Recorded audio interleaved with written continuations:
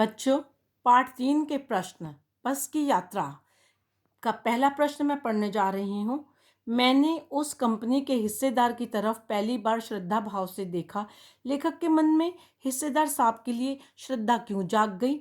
लेखक के मन में हिस्सेदार साहब के लिए श्रद्धा जागने का कारण यह था कि वे लोग बस की हालत देख रहे हैं, फिर भी जानबूझकर बस की भेंट चढ़ना चाहते हैं। बच्चों, यहाँ पर बस की हालत के बारे में क्या बताया गया कि बस की हालत बड़ी बुरी हालत थी। सब अंजर पंजर एक बराबर हो रहा था, इसलिए बस की हालत के बारे में यहाँ बताया गया है। त्याग की ऐसी भावना हर किसी में नहीं होती। प्रश्न 2, लोगों ने सलाह दी समझदार आदमी इस शाम वाली बस से सफर नहीं करते। लोगों ने यह सलाह क्यों दी? उत्तर, लोगों ने यह सलाह इसलिए दी बच्चों कि यह बस बहुत पुरानी थी, इसका कोई भी भरोसा नहीं है, वह कभी भी रास्ते में खराब हो सकती है और कोई बड़ी दुर्घटना घट सकती है। इसलिए समझदार आदमी इस शाम वाली बस से सफर नहीं करते। प्रश्न 3, ऐसा जैसे सारी बस ही इंजन है और इस इंजन के भीतर बैठे हैं। लेखक को ऐसा क्यों लगा? लेखक को इसलिए ऐसा लगा कि बस पूरी की पूरी इंजन की तरह आवाज कर रही थी।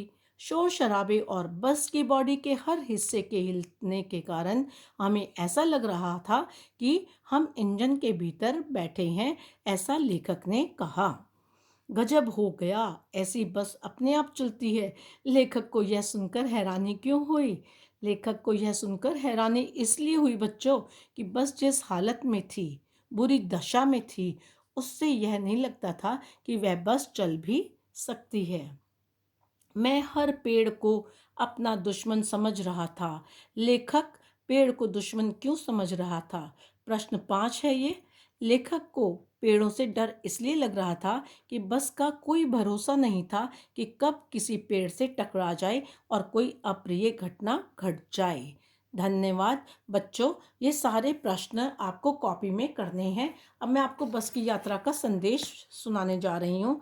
इस पाठ से हमें यह शिक्षा मिलती है कि हमें अपने बड़े बुजुर्गों को नज़रअंदाज नहीं करना चाहिए, बल्कि उनका आदर सम्मान करना चाहिए। हर क्षण उनका साथ देना चाहिए, वे हमारे जीवन की ऋण हैं।